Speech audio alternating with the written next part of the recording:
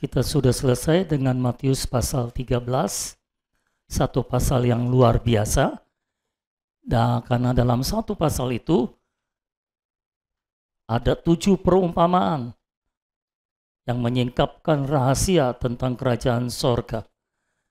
Dan saya berharap semua saudara sudah melihat penyingkapan rahasia kerajaan sorga itu. Sehingga tidak ada lagi kebingungan di dalam diri saudara ketika membaca firman Tuhan.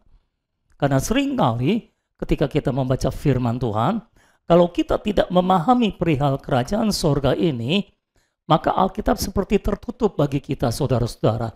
Ada banyak yang samar, ada banyak yang kabur, ada banyak yang sulit dimengerti jika kita tidak memahami rahasia tentang kerajaan sorga. Nah, kita akan masuk dalam pasal 14 sekarang. Setiap pasal saya mengambil yang penting-penting, karena kalau tidak nanti nggak selesai-selesai Matiusnya, saudara. Takutnya Tuhan Yesus keburu datang sebelum kita menyelesaikan Matius. Matius 14 hari ini saya mau mengambil dari ayat 14 sampai ayat 21. Saya beri judul Anugerah Menyingkapkan Kemiskinan Kita. Ini adalah peristiwa di mana Tuhan Yesus memberi makan 5.000 orang laki-laki dengan 5 ketul roti dan 2 ekor ikan. Yuk kita baca bersama-sama ayat 14 sampai ayat 21. Semua sudah ada di situ? Ya, sama-sama. Ketika Yesus mendarat, ia melihat orang banyak yang besar jumlahnya.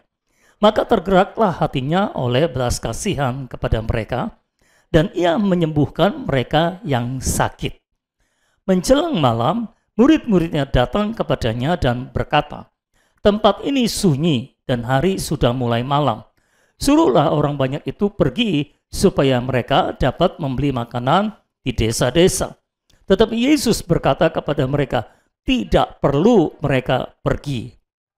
Kamu harus memberi mereka makan." Jawab mereka, "Yang ada pada kami di sini hanya 5 roti dan 2 ikan." Yesus berkata, "Bawalah kemari kepadaku." Lalu disuruhnya orang banyak itu duduk di rumput. Dan setelah diambilnya 5 roti dan 2 ikan itu, Yesus menengadah ke langit dan mengucap berkat, lalu memecah-mecahkan roti itu dan memberikannya kepada murid-muridnya, lalu murid-muridnya membagi-bagikannya kepada orang banyak. Dan mereka semuanya makan sampai kenyang. Kemudian orang mengumpulkan potongan-potongan roti yang sisa 12 bakul penuh. Yang ikut makan kira-kira 5.000 laki-laki, tidak termasuk perempuan dan anak-anak. Ada beberapa hal yang akan kita persekutukan bersama pada hari ini. Yang pertama, saudara boleh catat, memikirkan orang lain atau diri sendiri. Ini soal penyingkapan, saudara. Jadi seringkali kita merasa kita memikirkan orang lain, padahal ternyata kita memikirkan diri sendiri. Pernah mengalami itu? Coba kita baca ayat 15 sampai ayat yang ke-17. Menjelang malam, murid-muridnya datang kepadanya dan berkata, "Tempat ini sunyi dan hari sudah mulai malam." Bisakah saudara bayangkan waktu itu ada banyak orang? Alkitab mencatat 5.000 laki-laki. Belum anak-anak dan perempuan, ya saudara-saudara. Jadi ada cukup banyak orang di situ, ribuan jumlahnya. Lalu Yesus tergerak oleh belas kasihan, dan Yesus mulai menyembuhkan orang-orang sakit yang datang kepadanya itu. Mungkin dia mengajar juga setelah menyembuhkan orang sakit. Nah, di tengah-tengah apa yang Yesus lakukan, murid-murid melihat yang lain. Saudara-saudara, murid-murid mulai melihat ke sekeliling bahwa tempat ini sunyi dan hari sudah mulai malam, menjelang malam. Murid-murid mikirin nih saudara, ini orang-orang kan lapar ya saudara.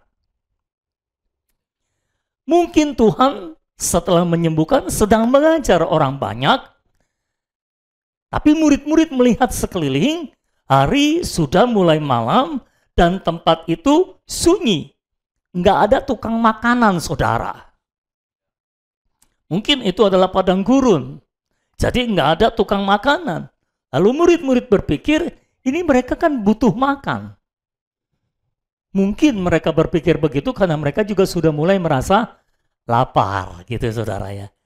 Jadi mereka mikirin ini orang-orang makan gimana, hari sudah mulai malam. Sementara Tuhan kita nih, guru kita nih, keenakan ngajar ini. Nggak ingat orang untuk makan.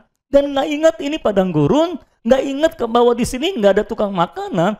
Untuk membeli makanan mereka harus berjalan cukup jauh sampai menjumpai desa-desa, baru di sana mereka bisa membeli makanan. Jadi mereka bisikin Tuhan Yesus, Tuhan, please deh tempat ini sunyi Tuhan. Dan hari sudah mulai malam. Suruhlah orang banyak itu pergi supaya mereka dapat membeli makanan di desa-desa.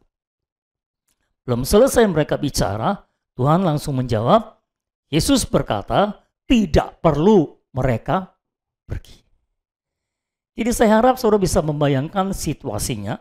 Murid-murid datang kepada Tuhan Yesus dan berkata, Tuhan, hari sudah mulai malam, tempat ini sunyi, suruh mereka pergi buru-buru supaya nggak terlalu gelap perjalanan. Ya, dulu belum ada listrik seperti sekarang. Jadi mereka harus cari makan ke desa-desa. Jadi murid-murid berpikir, ini yang ngajar lupa waktu, lupa makan, yang diajar juga lupa waktu, lupa makan. Nah kita sebagai orang yang berhikmat, nah gitu saudara kira-kira, kita harus perlu mengingatkan mereka. Tapi ketika mereka berkata, Yesus segera memotong pembicaraan mereka dan berkata, tidak perlu mereka pergi. Tidak sampai di situ, kamu harus memberi mereka makan. Lalu mereka jawab, Tuhan, gimana caranya memberi makan? Mereka cek yang ada pada kami cuma 5 roti dan 2 ikan. Jadi bisakah saudara membayangkan kisahnya? Mereka mengajukan usul kepada Tuhan, saudara-saudara. Dan ini menggambarkan hidup gereja. Dalam hidup gereja, orang baik selalu memberikan banyak usul. Kalau orang yang tidak baik, nggak banyak usulnya. Ya nggak saudara? Jadi kalau orang yang banyak memberikan usul kepada gereja, itu menunjukkan dia orang baik. Karena dia mikirin orang lain, dia mikirin gereja, dia mikirin pekerjaan Tuhan. Kalau orang tidak baik, tidak akan mengajukan usul. Dia diam aja gitu saudara ya. Kenapa? Dia nggak mikirin apa-apa. Sepanjang dirinya bisa dapat makan, it's okay. Jadi mereka nggak pikirin orang mau gimana. Jadi di dalam hidup gereja, ini menggambarkan hidup gereja, orang baik banyak memberikan usul. Saya memberikan catatan itu di dalam catatan khotbah pada hari ini. Tetapi permasalahannya adalah saudara, ini baiknya adalah baik alamiah. Dan itu sebabnya ketika mereka memberikan usul, usulnya juga bersifat alamiah. Ternyata dari mana? Dari usulnya ternyata bertentangan dengan isi hati Tuhan, dengan apa yang Tuhan inginkan. Saudara-saudara. Ya. Dan ketika Tuhan Yesus menjawab, tidak perlu mereka pergi, kamu harus memberi mereka makan. Lalu mereka berkata, Tuhan, gimana mau memberi makan orang kita cuma punya 5 roti dan 2 ikan, buat kita 12 orang aja nggak cukup ini. Kira-kira gitu saudara. Jawaban Tuhan Yesus menyingkapkan keberadaan mereka. Kalau saja mereka tidak memberikan usul, mungkin mereka tidak akan tersingkap ya saudara. Ketika Tuhan Yesus menjawab, tidak perlu mereka pergi, kamu harus memberi mereka makan. Cuk. Mungkin murid-murid saling bicara satu dengan yang lain. Tuh kan gue bilang juga apa, kita lagi dengan repot nih. Kita yang harus memberi mereka makan. Bayangin mau kasih makan gimana? Kita cuma punya 5 roti dan 2 ikan. Kesimpulannya, mereka itu mikirin orang lain atau diri sendiri sih? Hah? Jadi saudara-saudara, seringkali ketika kebaikan alamiah mengajukan usul alamiah, kelihatannya mereka memikirkan orang lain, tapi di balik itu semua ternyata kalau dikulik lebih dalam, ternyata mikirin diri sendiri nih saudara. Kita nggak bisa kasih makan nih. Ntar kalau kita nggak suruh mereka pergi buru-buru nih, kita tahu Tuhan suka bikin kejutan gitu kira-kira saudara. Sedangkan kita nggak punya apa-apa untuk memberi mereka makan. Tapi Tuhan Yesus segera menjawab, tidak perlu mereka pergi. Kamu harus memberi mereka makan. Siapa yang harus memberi mereka makan? Kamu. Kamu harus memberi mereka makan. Nah, kalau kita yang disuruh, ini akan jadi masalah. Bagaimana mungkin kita memberi makan 5.000 orang laki-laki, belum perempuan dan anak-anak, sedangkan yang ada pada kita cuma 5 roti dan 2 ikan. Jawaban Tuhan Yesus menyingkapkan keberadaan mereka. Itulah Tuhan kita. Seringkali bukan hanya jawaban Tuhan Yesus yang menyingkapkan keberadaan kita, saudara, tapi pertanyaan Tuhan Yesus pun menyingkapkan keberadaan kita. Seringkali Tuhan memberikan satu pertanyaan kepada saya dan itu menyingkapkan seluruh keberadaan dalam hidup saya, saudara-saudara. Seperti saya katakan tadi, ini gambaran dari hidup gereja, bahwa dalam hidup gereja seringkali orang-orang yang baik secara alamiah banyak memberikan usul saudara-saudara, dan ternyata usul mereka bersifat alamiah dan karena itu tidak selaras dengan keinginan hati Tuhan, saudara-saudara. Apakah di sini ada orang baik? Nah, cuma satu yang baik. Apakah di sini cuma satu yang baik? Semua baik. Oke. Berarti di sini harusnya banyak usul yang diajukan karena banyak orang baik. Tetapi pertanyaannya, usul yang kita ajukan itu berdasarkan pertimbangan pikiran atau berdasarkan ayat? Itu masalah. Ketika kita memakai kebaikan alamiah kita dan kita mengajukan usul, maka seringkali usul yang kita berikan adalah bersifat alamiah. Dan itu sebabnya Tuhan segera memotong pembicaraan mereka. Ya. Kalau sudah baca kisah tentang Yesus dengan murid-muridnya, seringkali murid-murid pembicaraannya dipotong oleh Tuhan karena pembicaraan mereka bersifat alamiah. Petrus adalah orang yang paling berpengalaman dipotong pembicaraannya, saudara-saudara. Kenapa? Karena Petrus ini orang yang paling baik, paling banyak usul, dan paling banyak ngomong. Dan ketika ngomong, banyak usulnya, saudara-saudara. Sekali waktu dalam Matius pasal 17, nanti kita akan bahas di sana, kita baru sampai pasal 14. Dalam Matius pasal 17, Tuhan Yesus dimuliakan di atas gunung. Ya. Lalu Petrus melihat kemuliaan Tuhan begitu senang. Waduh. Dan karena dia senang dan karena dia orang baik, dia langsung mengajukan usul, Tuhan, gimana kalau kita bangun 3 kemah? Karena waktu itu ada Tuhan Yesus yang dia lihat, lalu ada Musa dan Elia juga yang dia lihat.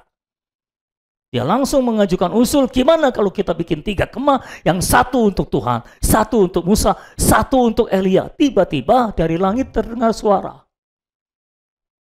Inilah anakku yang kukasihi, menunjuk kepada Tuhan Yesus.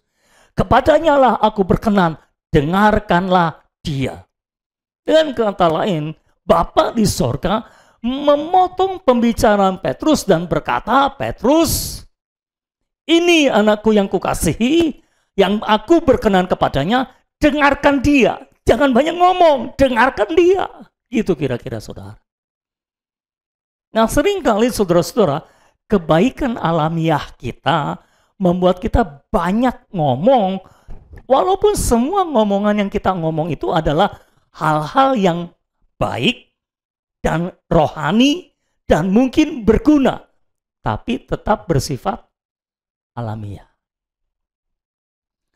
Saya nggak tahu seberapa banyak saudara sudah menangkap firman Tuhan, tapi melalui bahan MYT setiap hari, saya berusaha menyampaikan kebenaran ini buat saudara. Seringkali saudara-saudara, kalau untuk menolak yang jahat, kita gampang. Tapi permasalahannya ketika kita disuruh menolak yang baik, ini mengalami kesulitan kita. Kita akan berkata, kan ini baik, kenapa harus ditolak? Yang baik itu harus dilakukan, yang jahat itu harus dihindari. Perhatikan kalimatnya, yang baik harus dilakukan, yang jahat harus dihindari. Dari pohon mana itu? Pohon pengetahuan tentang yang baik dan yang jahat. Yang baik harus dilakukan, yang jahat harus dihindari. Baru-baru ini ketika Tuhan menyingkapkan satu ayat kepada saya agak tercengang dan merenung ketika ada ayat yang berkata kita telah disalibkan dengan Kristus. Galatia 2 ayat, biasanya kita hafal ayat 20, namun aku hidup, tetapi bukan lagi aku yang hidup, melainkan Kristus yang hidup di dalamku. Tetapi sebelum ayat itu adalah aku telah disalibkan dengan Kristus. Dan Tuhan membukakan kepada saya, orang yang telah disalibkan itu bukan hanya tidak bisa berbuat yang jahat, tapi juga tidak bisa berbuat yang baik. Loh, orang disalibkan nggak bisa berbuat jahat, tapi jangan lupa dia juga nggak bisa berbuat baik. Manusia alamiah kita, kalau dia sudah disalibkan dengan Kristus, dia bukan hanya tidak bisa berbuat jahat, dia juga tidak bisa berbuat baik.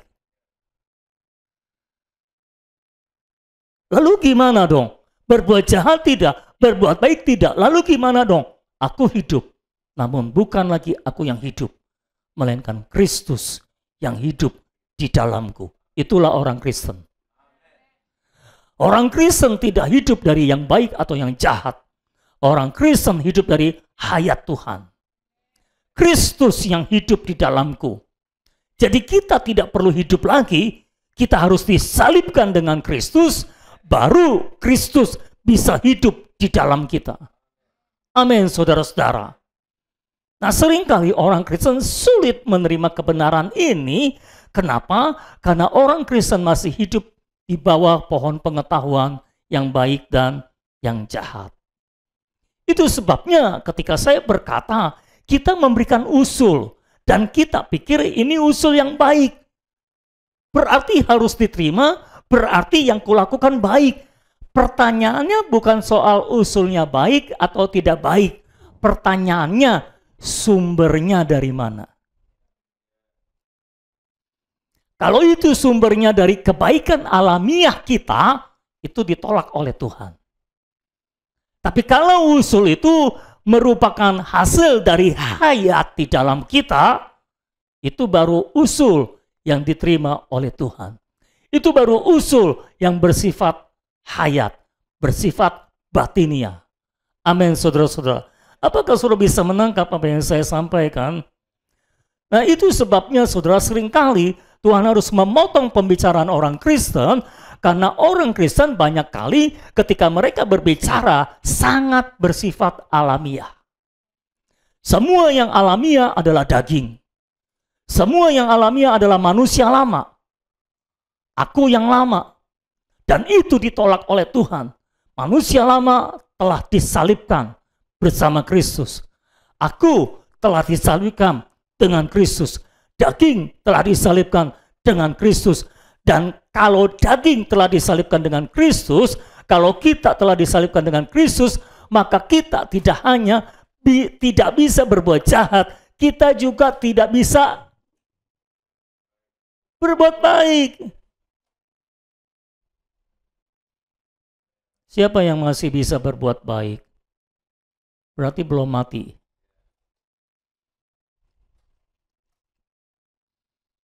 Orang Kristen itu kadang-kadang lucu cara berpikirnya, saudara.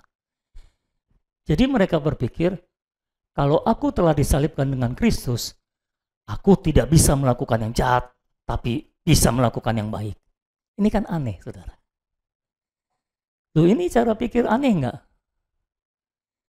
Aku telah disalibkan dengan Kristus, berarti aku tidak bisa lagi melakukan yang jahat, dan aku harus hanya melakukan yang baik. Lah, orang kalau disalibkan bukan hanya tidak bisa berbuat jahat, juga tidak bisa berbuat baik. Itu yang benar. Ya saudara, kalau orang disalibkan tidak bisa berbuat jahat, tapi masih bisa berbuat baik, ini disalibkannya sepotong mungkin, saudara.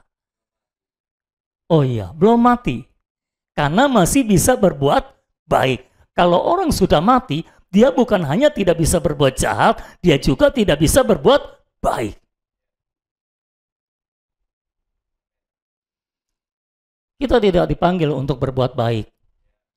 Kita dipanggil untuk memperhidupkan Kristus dan mengekspresikan Kristus keluar dari dalam kita.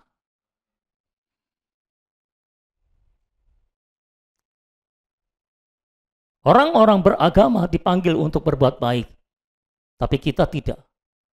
Kita dipanggil untuk hanya memperhidupkan Kristus.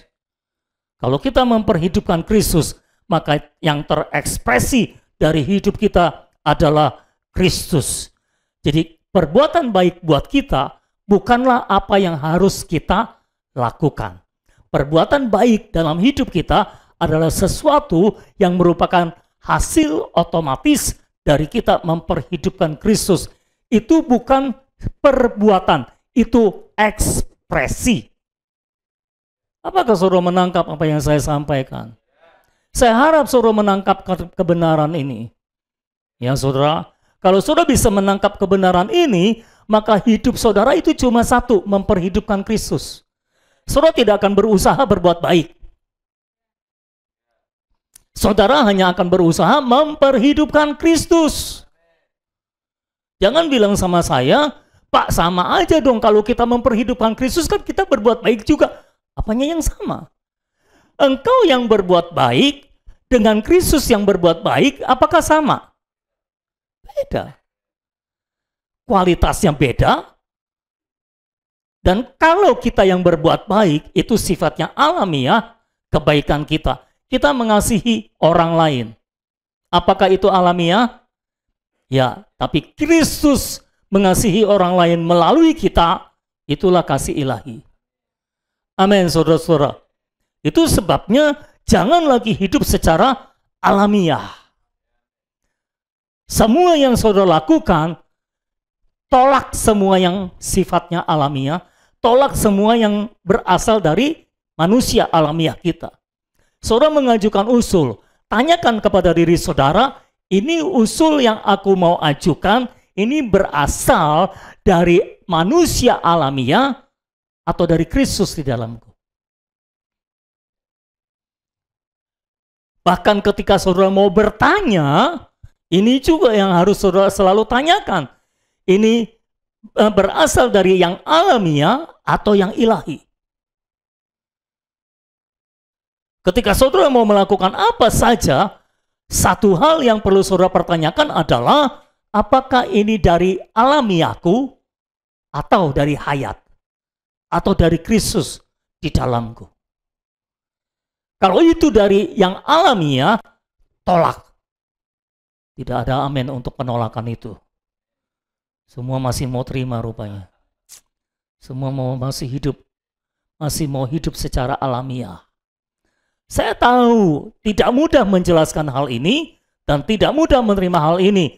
Tapi saya percaya pada pekerjaan Roh Kudus. Saya hanya menyampaikan, Dia yang akan menjelaskan kepada saudara. Amin. Jadi saya harus pastikan bahwa kita semua paham yang alamiah itu berasal dari daging dan semua yang alamiah ditolak oleh Tuhan. Kalau kita melihat usulnya, apakah usulnya ini bagus? Apakah usulnya ini bagus? Bagus. Mikirin orang. Tapi masalahnya adalah alamiah. Makanya ditolak oleh Tuhan, dipotong bahkan. Saudara perlu menyadari, seringkali Tuhan itu kayak sengaja tidak melakukan apa-apa walaupun sudah di ujung waktunya. Kenapa? Untuk menghabiskan kesabaran alamiah kita. Ini saya yakin saudara ya, murid-murid nih udah mikirin makan dari jam 3 sore mungkin. Nah ini menjelang malam kan kira-kira jam 6 sore ya saudara ya. Dari jam 3 sore nih udah goser sana goser sini nih saudara. Kalau kayak orang dengar khotbah nih udah gelisah nih. Jam makan sebentar lagi jam makan. Ini gimana nih? Ini Pak Pendeta nggak mikirin orang makan. Tuhan malah sengaja tidak berbuat apa-apa sampai menjelang malam. Loh belum malam. Sepertinya sedikit lagi Tuhan akan bertindak. Cuma orang-orang baik dalam gereja nggak sabar. Habis batas kesabarannya mengajukan usul. Padahal kalau mereka tahan sedikit saja, mungkin jam 6.15 atau 6.30 Tuhan akan bertindak. Tapi ini sudah menjelang malam. Kesabaran mereka sudah habis, yang kesabaran alamiah. Kenapa? Karena khawatir. Kekhawatiran seringkali menghabiskan kesabaran alamiah kita juga. Tuhan ini waktunya udah habis Tuhan. Kenapa Tuhan masih diam saja? Apakah Tuhan bergerak? Tetap diam. Sampai kesabaran kita benar-benar habis. Itu juga masalahnya kalau ketika kita hidup dalam roh kan. Ini pertanyaan lucu ya. Seringkali orang tanya sama saya. Kan saya selalu ajarin. Ya kalau apa-apa tanya Tuhan dulu dong gitu kan saudara. Pak gimana nih ya?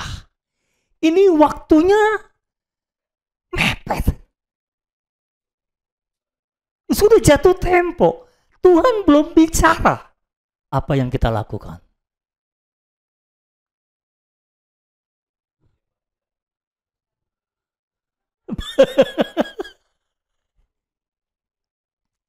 Ketika kita nunggu Tuhan bicara, ini udah dari jam 3, berbagai opini berseliweran dalam pikiran kita. Oh, kita akan lakukan ini, kita akan lakukan itu, kita akan lakukan ini, kita akan lakukan.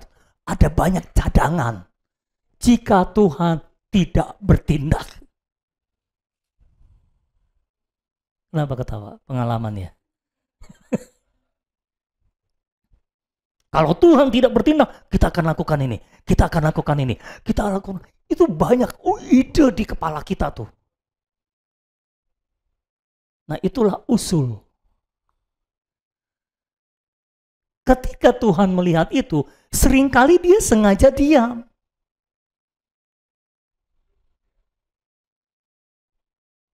Sampai kita habis kesabarannya. Biasanya kalau orang tanya saya, Pak gimana? Ini waktunya sudah habis. Kalau waktunya sudah habis, sudah mepet. Kalau Tuhan nggak bicara gimana? Biasanya saya jawab begini. Tuhan tahu apa yang harus dia lakukan. Selamat siang semuanya. Tuhan tahu apa yang harus dia lakukan. Kalau seandainya murid-murid percaya bahwa Tuhan tahu apa yang harus dia kerjakan. Tuhan tahu apa yang harus dia lakukan. Itu murid-murid akan tenang, akan duduk diam tenang. Iya nggak saudara? Tapi karena mereka tidak percaya, Tuhan tahu apa yang harus dia kerjakan. Banyak usul. Satu hal yang harus saudara pahami dan percayai. Tuhan selalu tahu apa yang harus dia kerjakan. Yang perlu saudara lakukan hanya percaya bahwa dia tahu apa yang harus dia kerjakan. Sama-sama Tuhan tahu apa yang harus dia. Ikuti saya, ya Tuhan, aku tahu bahwa Engkau tahu apa yang harus Engkau kerjakan. Seringkali yang tidak tahu apa yang harus dikerjakan adalah kita.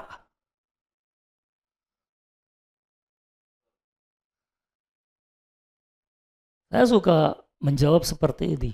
Bagi saya, kalau Tuhan tidak bicara, berarti saya tidak bertindak. Kalau waktunya habis gimana? Tuhan bisa perpanjang waktunya.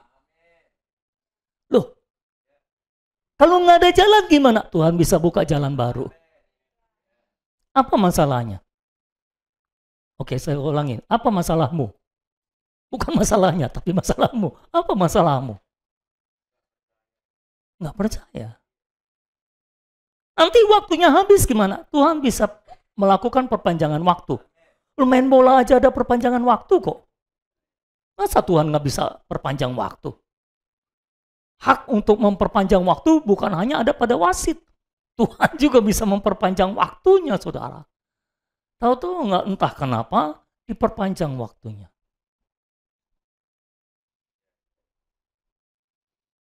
Kuncinya adalah saudara harus percaya bahwa dia tahu apa yang harus dia kerjakan. Percayalah, dia selalu tahu apa yang harus dia kerjakan. Tapi Pak, waktunya sudah mepet, so what? Gak ada masalah bagi Tuhan, waktunya sudah mepet, waktunya sudah habis, menjelang malam, tengah malam.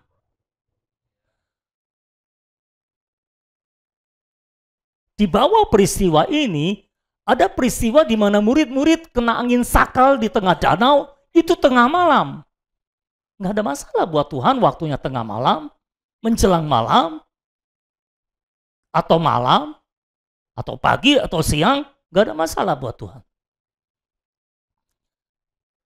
Tuhan punya masalah terhadap manusia alamiah kita. Dia ingin menghabisi manusia alamiah kita. Ya saudara, seringkali orang bertanya, kenapa Tuhan tidak bergerak menolong saya? Kenapa Tuhan tidak menyelesaikan masalah saya? Kenapa Tuhan tidak menyelesaikan masalah saya? Saya hanya bisa jawab, Tuhan memang tidak bermaksud menyelesaikan masalahmu. Tuhan bermaksud menyelesaikan dirimu melalui masalahmu. Karena Tuhan tidak punya masalah untuk menyelesaikan masalah. Tapi Tuhan punya masalah untuk menyelesaikan dirimu. Makanya dia perlu masalah untuk membantu menyelesaikan dirimu. Selamat siang semuanya. Saudara bisa menerima itu? Kok aminnya sedikit?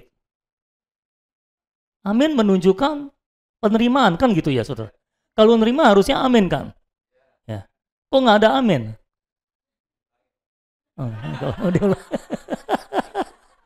Diulangi. Ngerjain ya.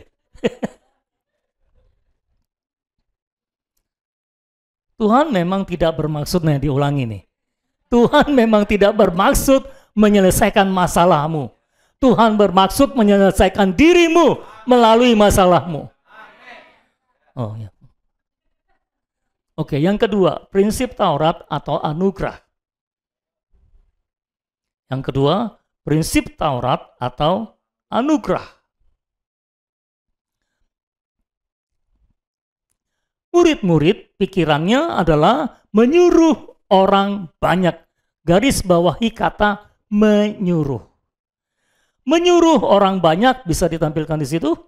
Melakukan sesuatu untuk mendapatkan sesuatu. Nah, menyuruh orang banyak untuk melakukan sesuatu demi mendapatkan sesuatu. Ini adalah prinsip Taurat. Menyuruh orang melakukan sesuatu untuk mendapatkan sesuatu Itu adalah prinsip Taurat. Tapi pikiran Tuhan berbeda. Pikiran Tuhan adalah memberi sesuatu kepada orang untuk dinikmati. Dan ini adalah prinsip anugerah. Oke, saya ulangi. Prinsip Taurat atau sebaliknya, menyuruh orang melakukan sesuatu demi mendapatkan sesuatu adalah prinsip Taurat. Tapi memberi orang sesuatu untuk dinikmati, itu adalah prinsip anugerah. Itulah yang ada dalam pikiran Tuhan Yesus. Jadi murid-murid masih memakai konsep Taurat dalam pikirannya, masih hidup dalam prinsip Taurat, sementara Tuhan hidup dalam prinsip anugerah. Itu sebabnya saya berkata, tidak mudah, bukanlah hal yang mudah untuk merontokkan konsep pikir Taurat dalam kehidupan orang Kristen. Karena orang Kristen sekian waktu lamanya sudah hidup di dalam Taurat, di dalam prinsip Taurat. Makanya kebanyakan konsep pikir kita berasal dari prinsip Taurat. Selalu kita pikir kita harus menyuruh orang melakukan sesuatu untuk mendapatkan sesuatu. Kalau kamu mau mendapatkan sesuatu, harus melakukan sesuatu. Makanya kita sering ngomongin orang, kamu mau diberkati, banyak doa dong. Gitu kan. Kalau mau dapat berkat, harus melakukan sesuatu. Apa itu? Doa. Banyak doa, banyak berkat. Sedikit doa, sedikit berkat. Tidak berdoa, tidak ada berkat. Ada amin untuk itu? Nggak ada. Pinter.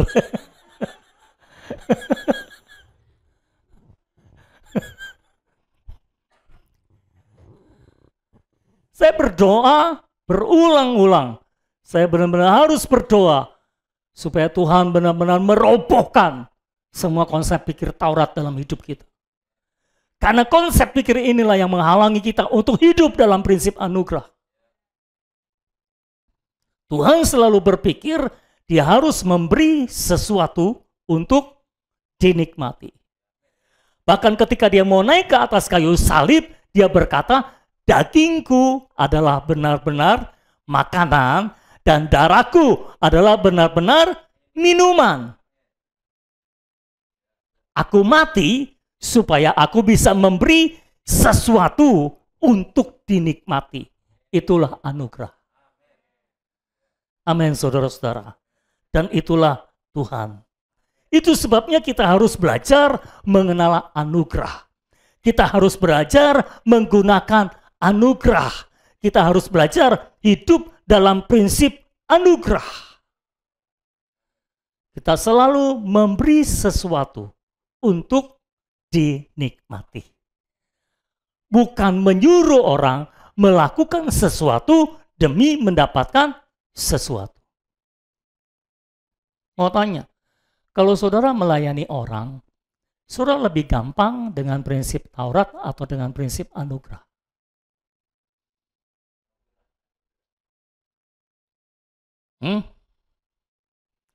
Saudara merawat orang nih.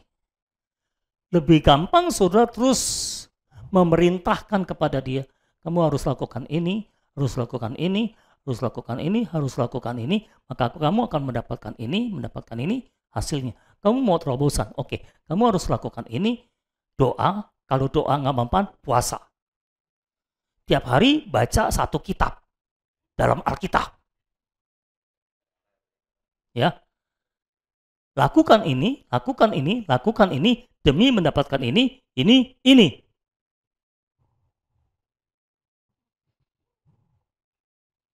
Maunya pelayanan kayak gimana? Kayak gitu. Jadi kita harus mengenali kita ini melayani dalam prinsip Taurat atau anugerah. Para pemimpin KTB, saudara-saudara yang sedang merawat orang, saudara ini sedang melayani dalam prinsip Taurat atau anugerah. Kalau saudara melayani dalam prinsip Taurat, Pekerjaan saudara adalah memerintah. Kamu harus lakukan ini, lakukan ini, supaya dapat ini. Ya, tapi kalau saudara melayani dalam prinsip anugerah, pekerjaan saudara adalah memberi sesuatu untuk dinikmati.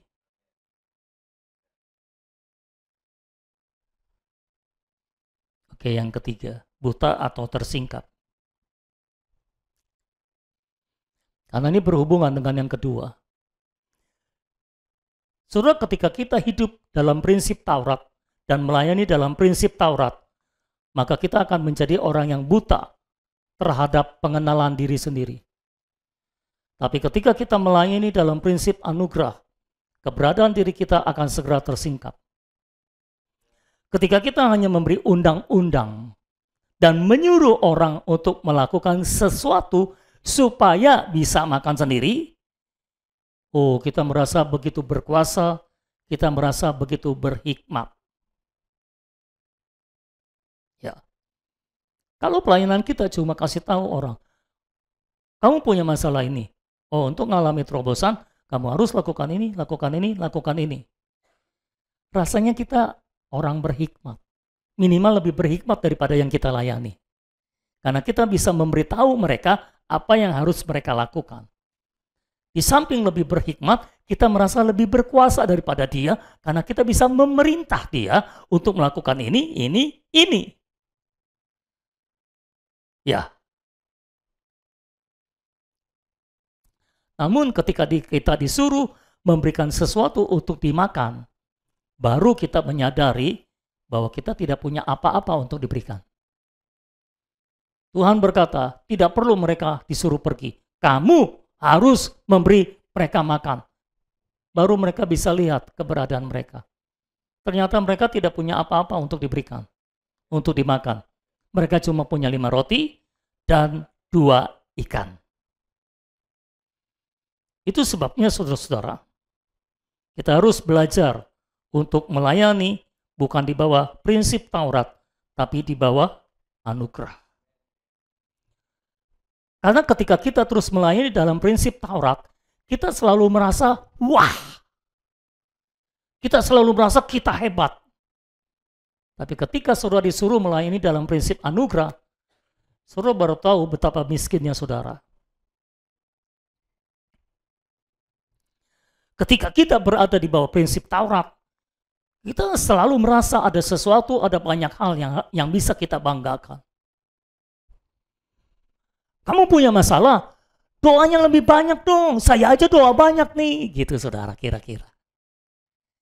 Saya kenapa bisa begini?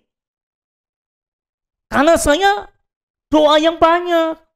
Kalau doa kurang, saya puasa. Saya cari Tuhan mati-matian. Kamu harus cari Tuhan juga. Ini Taurat. Makanya selalu membanggakan diri. Apa yang sudah dicapainya bersama dengan Tuhan dan sebagainya. Dan orang lain dituntut untuk melakukan hal yang sama dengan apa yang dia lakukan.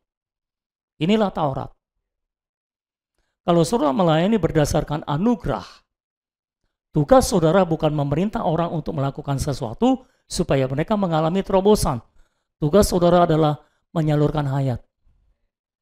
Memberikan hayat untuk dinikmati. Menyalurkan Kristus untuk dinikmati. Memberi mereka makan. Kalau Taurat, saudara sekedar mengajar dan memerintah. Tapi kalau saudara pelayanan berdasarkan prinsip anugerah, tugas saudara adalah menyalurkan hayat. Menyalurkan Kristus. Ketika saudara disuruh menyalurkan hayat, saudara baru sadar betapa saudara miskin hayat. Betapa saudara tidak memiliki banyak hayat di dalam diri saudara. Kalau saudara melayani berdasarkan prinsip Taurat, ketika orang yang saudara layani tidak berubah, siapa yang salah?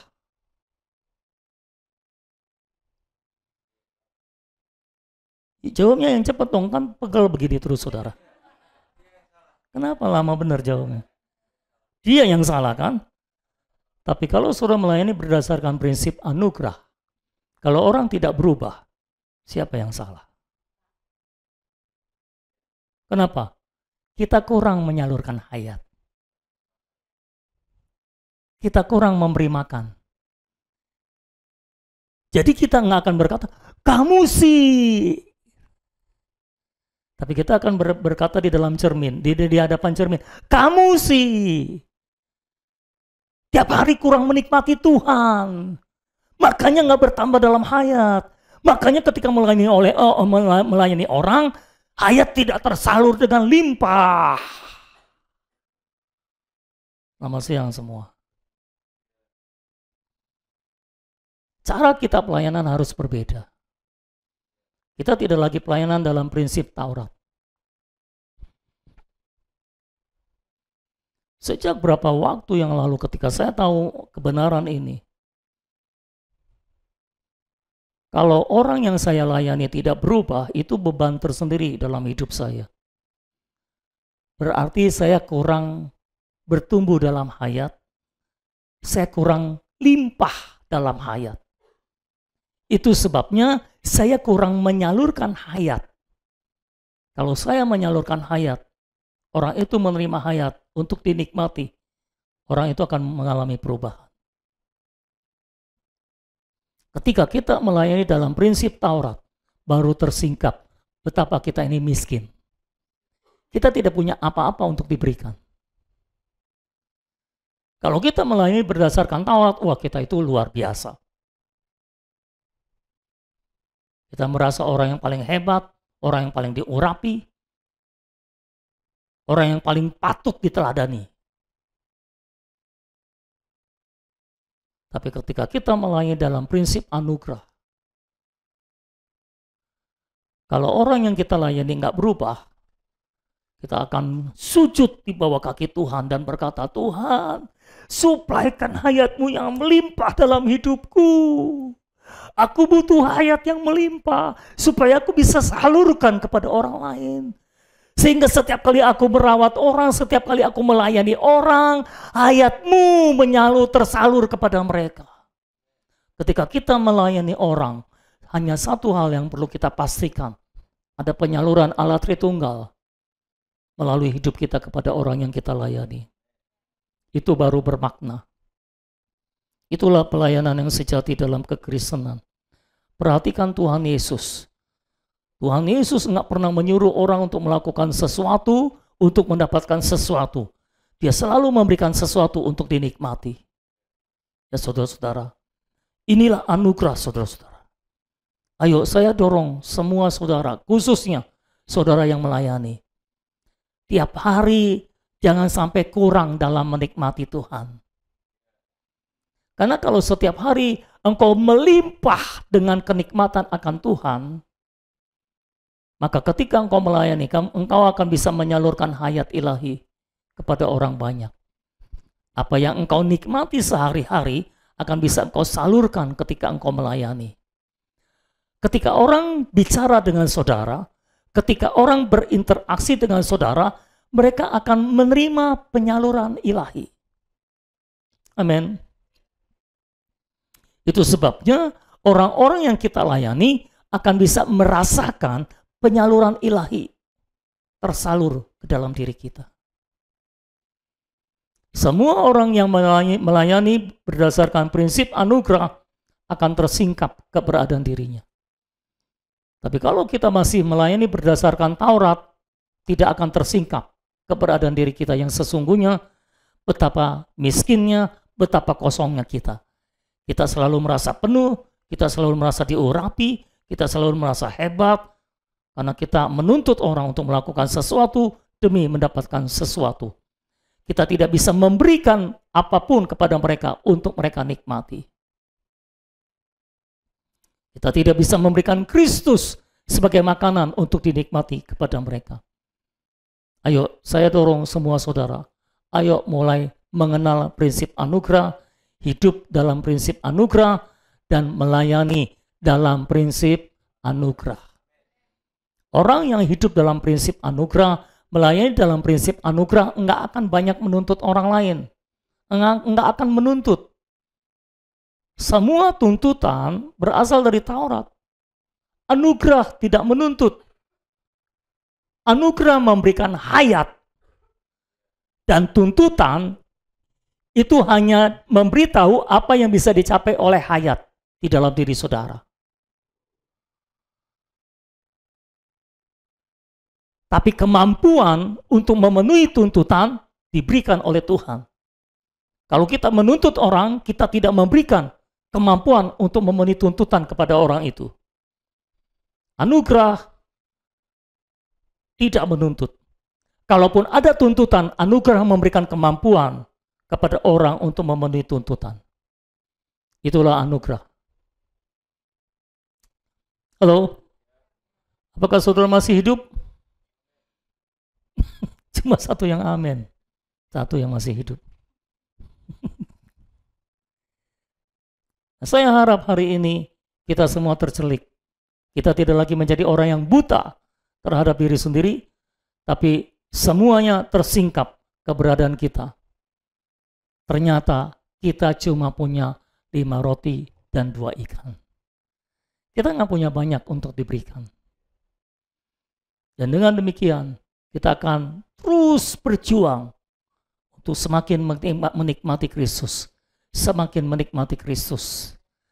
Percayalah, kalau sehari-hari saudara penuh dengan kenikmatan akan Kristus, ketika saudara pelayanan, saudara nggak perlu berusaha apa-apa, Kristus tersalur keluar lewat hidup saudara. Dan orang akan merasakan Kristus tersalur lewat hidupmu. Engkau tidak perlu berusaha. Bahkan engkau tidak perlu teriak-teriak untuk mempengaruhi orang supaya merasakan Tuhan.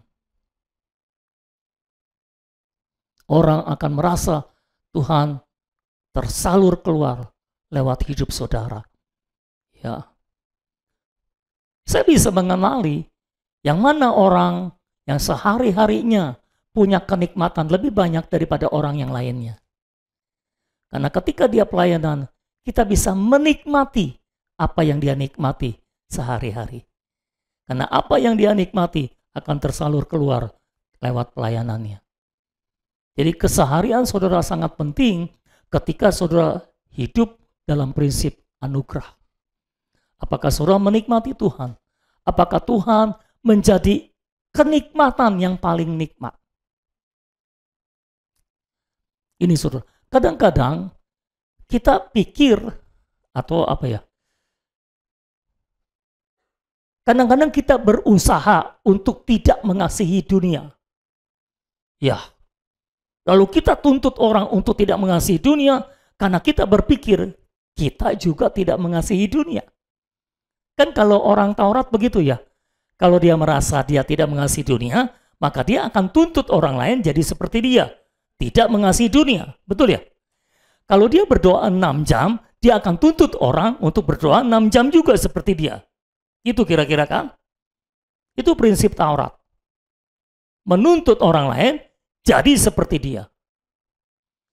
Bukan menyalurkan sesuatu kepada orang lain untuk dinikmati. Padahal sebetulnya saudara-saudara, kita ini memang diciptakan dengan kemampuan untuk mengasihi. Karena kita diciptakan serupa dan segambar dengan Allah. Jadi kita punya kapasitas untuk mengasihi. Ya. Kalau saudara bisa memberikan sesuatu kepada seseorang untuk dikasihi, dan yang saudara berikan itu lebih baik daripada dunia, maka orang itu akan mengasihi yang saudara berikan dan meninggalkan dunia.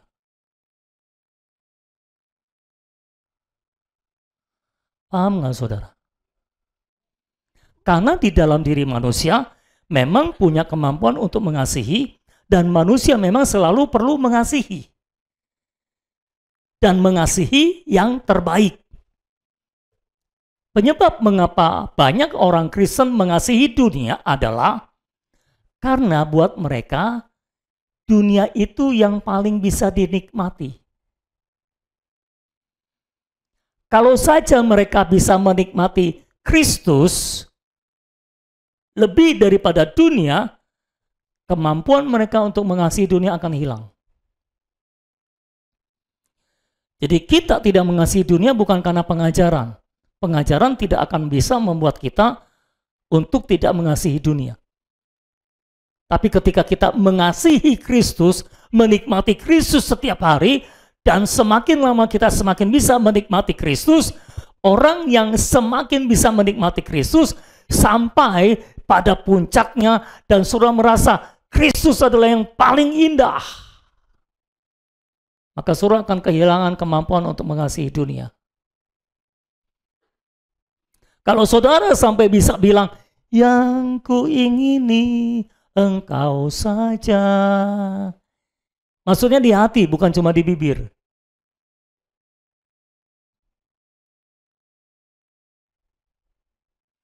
Oh Tuhan Yesus, kerinduan hatiku, ketinggian nih. Mutiara itu ketinggian saya bilang. Keindahanmu memudarkan dunia. Keindahanmu memudarkan dunia. Kenapa selama ini orang mengasihi dunia?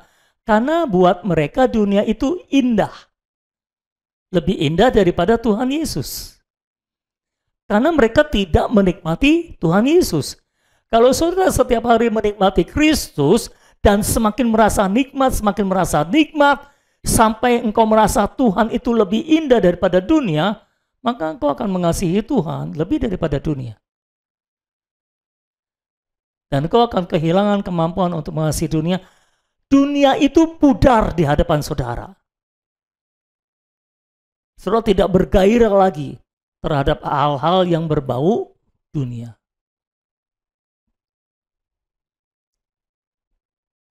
Apakah saudara masih bernafas? Oke. Harusnya kalau masih bernafas bisa bilang amin dong.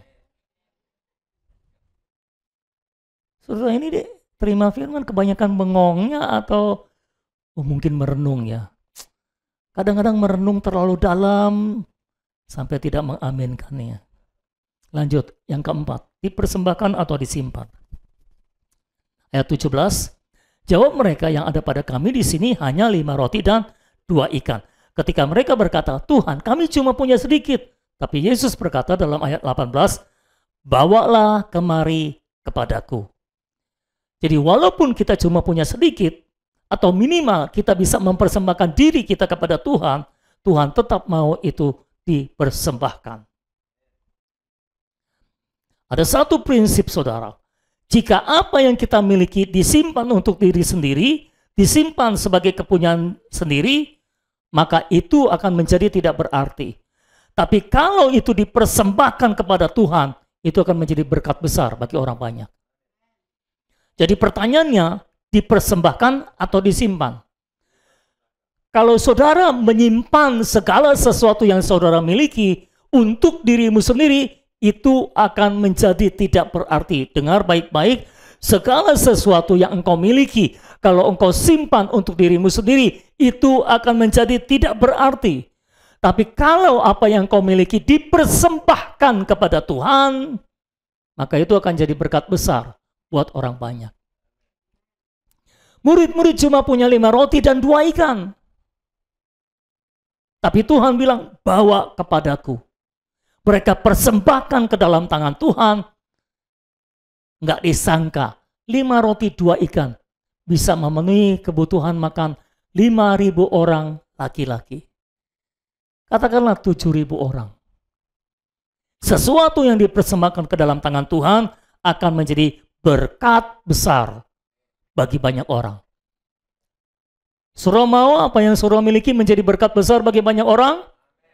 Dipersembahkan kepada Tuhan. Kalau engkau simpan sendiri, itu akan jadi tidak berarti bagimu dan bagi orang lain. Mungkin berarti sedikit bagimu, tapi tidak bagi orang lain. Jadi persembahkanlah. Kalau saudara berkata, tapi Pak, saya nggak punya apa-apa. Minimal engkau punya dirimu. Persembahkan dirimu kepada Tuhan. Saya ingat bertahun-tahun yang lalu ketika saya masih muda. Sekarang juga masih muda sih. Cuma dulu lebih muda daripada sekarang maksudnya gitu saudara. Waktu itu gereja sedang mau ada pembangunan gereja di tempat yang baru, lalu ngumpulin dana, saudara. Jadi diangkat janji iman. Untuk jemaat diangkat janji iman. Kita janji mau beri berapa untuk pembangunan. Waktu itu saya ingat ibadah di bawah, saya ngajar sekolah minggu di atas. Jadi nggak ikut ibadah, setelah saya selesai sekolah minggu, saya turun ke bawah, tapi saya nggak masuk ke dalam, karena saya tahu lagi ada pengumpulan dana, janji iman. Saya naik ke atas ke kantor gereja, saya berdoa di situ. Saya sedih, saya menangis. Kenapa? Nggak ada yang bisa saya persembahkan. Saya nggak punya duit waktu itu. Lalu saya ingat, saya waktu itu pakai kacamata. Sekarang kan enggak. Saya harap saudara nggak salah lihat ya. Ini nggak pakai kacamata nih saya. Dulu saya pakai kacamata. Saya ambil kacamata saya bilang, Tuhan, saya cuma punya kacamata. Nggak punya apa-apa untuk dipersembahkan, sambil nangis tuh. Saya sendirian di kantor itu. Yang lain lagi ibadah di bawah. Saya memutuskan untuk nggak masuk ke dalam ibadah itu, saya memutuskan untuk berdoa sendiri di hadapan Tuhan. Jadi saya bilang, Tuhan, saya cuma punya kacamata. Bisa nggak saya persembahkan kacamata? Jawabannya adalah, buat apa? Buat apa kacamata saya? Nggak berguna buat orang lain. Dipasangkan ke orang lain pun belum tentu cocok. Karena minusnya beda. Akhirnya saya sujud dan saya berkata, Tuhan, saya persembahkan diriku kepada Tuhan. Itu untuk yang kesekian kalinya saya mempersembahkan diri saya ke hadapan Tuhan. Dan puji Tuhan, sampai sekarang saya terus ada di atas mezbah persembahan Tuhan. Dan saya terus mempersembahkan diri saya ke hadapan Tuhan. Terima kasih untuk satu amin. Pertanyaan saya, di mana saudara berada? Apakah saudara ada di atas mezbah Tuhan untuk dipersembahkan? Anak-anak muda, di mana engkau berada? Apakah engkau ada di atas mezbah Tuhan untuk dipersembahkan? Percayalah, ketika saudara mempersembahkan hidup saudara kepada Tuhan, hidup saudara akan jadi berkat besar bagi orang banyak. Saya sendiri tidak mengetahui dan tidak mengecek sudah seberapa jauh saya menjadi berkat bagi banyak orang. Tapi pasti menjadi berkat besar bagi banyak orang. Seandainya saya tidak mempersembahkan hidup saya yakin hidup saya begitu-gitu aja nggak berarti. Nggak berarti banyak. Apalagi buat orang. Ya, ditambah nggak punya duit lagi. Kita nggak punya duit, jadi tambah nggak berarti kita, saudara. Tapi kalau engkau persembahkan hidupmu kepada Tuhan, hidupmu akan jadi berkat besar bagi banyak orang. Saudara mau mempersembahkan diri? Dirimu mau dipersembahkan atau disimpan? Dipersembahkan, puji Tuhan. Biarlah Tuhan menerima persembahan hidup kita dan akan memakai kita untuk menjadi bejananya yang memuliakan Tuhan, menjadi berkat besar bagi banyak orang. Amin. Yang kelima, dipecah-pecahkan atau utuh. Ayat 19 sampai 21. Lalu disuruhnya orang banyak itu duduk di rumput, dan setelah diambilnya 5 roti dan 2 ikan itu, Yesus menengadah ke langit dan mengucap berkat. Lalu memecah-mecahkan roti itu dan memberikannya kepada murid-muridnya. Lalu murid-muridnya membagi-bagikannya kepada orang banyak, dan mereka semuanya makan sampai kenyang. Bahkan lebih, sisa 12 bakul. Apapun yang kita persembahkan kepada Tuhan, ke dalam tangan Tuhan, pasti akan dipecah-pecahkan oleh Tuhan untuk menjadi berkat besar bagi banyak orang. Maka apa yang kita persembahkan akan dipecah-pecahkan oleh Tuhan. Kalau kita mempersembahkan hidup kita ke dalam tangan Tuhan, maka hidup kita akan dipecah-pecahkan oleh Tuhan supaya menjadi berkat besar bagi banyak orang. Amin, saudara-saudara. Jadi kalau saudara mempersembahkan hidup saudara ke dalam tangan Tuhan, bersiap-siaplah untuk dipecah-pecahkan oleh Tuhan. Sama seperti Yesus ketika naik ke atas salib dia berkata, inilah tubuhku. Dia ambil roti dan berkata, inilah tubuhku yang dipecah-pecahkan bagi kamu. Demikianlah kita, saudara-saudara. Ketika kita mempersembahkan diri kita ke dalam tangan Tuhan, Tuhan akan memecah-mecahkan diri kita. Tuhan akan memecah-mecahkan hidup kita. Sehingga kita tidak akan menjadi utuh lagi.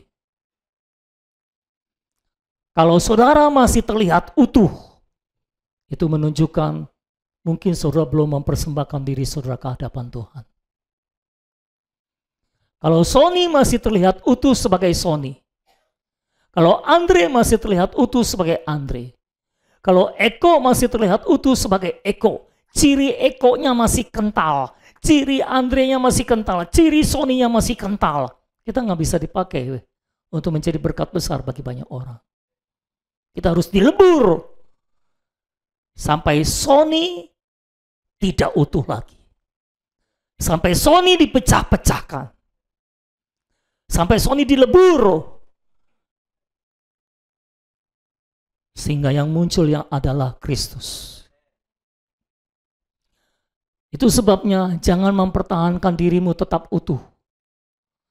Pastikan engkau memberi diri kepada Tuhan dan rela dipecah-pecahkan oleh Tuhan.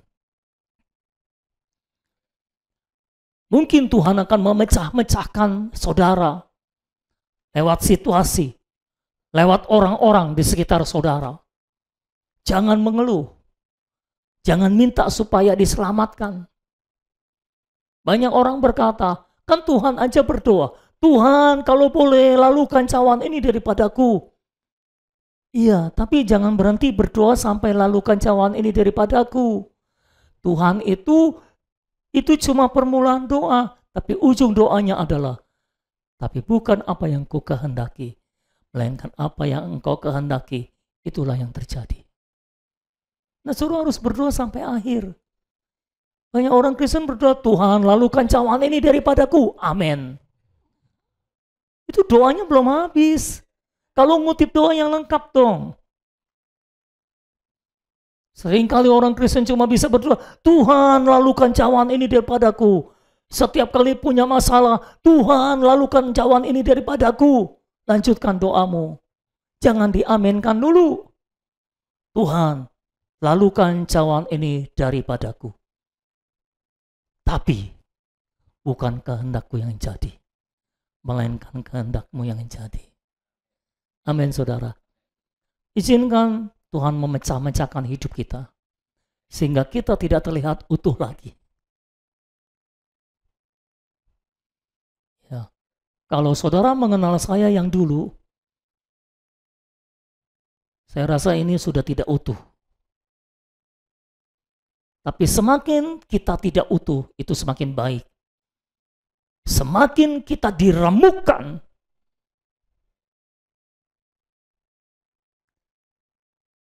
semakin buli-buli yang berisi minyak narwastu itu diremukkan, semakin minyak narwastu itu harum semerbak ke seluruh ruangan. Tapi kalau buli-buli yang berisi minyak narwastu itu terus utuh, bahkan ditutup, wanginya minyak narwastu tidak akan semerbak ke seluruh rumah. Tapi perempuan yang meminyaki kaki Yesus itu memecahkan buli-buli itu. Sehingga minyak narwastu semerbak ke seluruh rumah. Kalau hidup kita tetap utuh, keharuman Kristus yang ada dalam diri kita tidak akan keluar. Tapi kalau kita diremukkan, keharuman Kristus dalam diri kita akan keluar. Amin, saudara-saudara. Persembahkan diri kita ke hadapan Tuhan, ke dalam tangan Tuhan, dan izinkan Tuhan memecahkannya, memecahkannya, sehingga kita tidak pernah terlihat utuh lagi. Banyak orang Kristen seringkali kalau ngomong kayak gini, gua memang begitu, ya gua memang begitu, gitu saudara. Kamu orangnya tersinggungannya, gua memang begitu.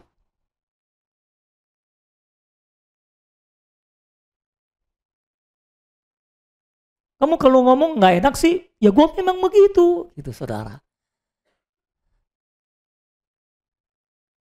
Hari ini biar jawaban kita bukan gua memang begitu.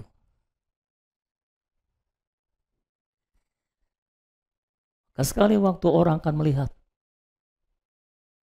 aku lihat kamu itu nggak seperti dulu ya. Kamu berubah loh. Dulu kamu pemarah, tapi sekarang ramah. Dulu kamu cengeng, lemah, tapi sekarang kamu kuat loh. Aku pikir kamu ngalami ini nih, kamu bakal mati ini. Tapi ternyata kamu kuat. Dan kita tinggal menjawab, saya memang tidak utuh lagi. Saya memang tidak seperti yang dulu lagi, karena saya sudah tidak utuh. Saya sudah dipecah-pecahkan di dalam tangan Tuhan. Orang yang sudah dipecah-pecahkan di dalam tangan Tuhan, siap untuk menjadi berkat bagi banyak orang. Tapi orang yang masih utuh, sulit untuk menjadi berkat bagi banyak orang.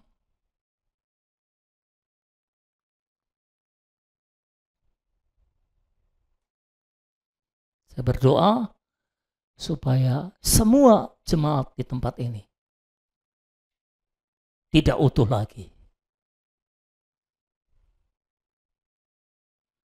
Walaupun saudara tidak mengaminkannya, saya akan tetap berdoa.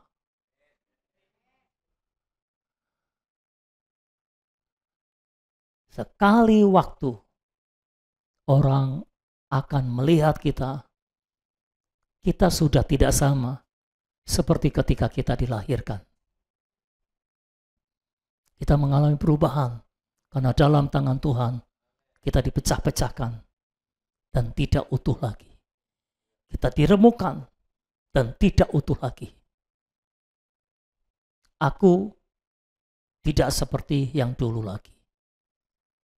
Jangan nyanyi lagu aku seperti yang dulu. Aku tidak seperti yang dulu lagi. Ku tak mau seperti dulu lagi. Tahu nggak lagu itu? Nggak tahu ya? Saudara terlalu modern. Sejak ku terima Yesus, hidupku jadi baru. Ku takkan seperti dulu lagi. Masih nggak tahu? Itu sudah akhirnya. Kalau sudah nggak tahu ya berarti nggak tahu lah. Bila kita sama-sama bisa berkata, kita tidak seperti yang dulu lagi. Karena Tuhan sudah memecah-mecahkan kita. Bapa, kami datang kepadamu Tuhan. Kami menyerahkan diri kami mempersembahkan hidup kami.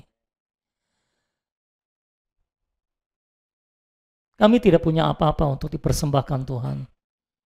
Tapi kami punya hidup kami persembahkan ke dalam tangan Tuhan. Kami siap dipecah-pecahkan, kami siap diremukkan. Agar Kristus, keharuman Kristus, bisa keluar dari hidup kami. Sama seperti Paulus berkata, harta yang luar biasa ini aku miliki dalam bejana tanah liat. Dan bejana tanah liat itu harus diremukkan Tuhan.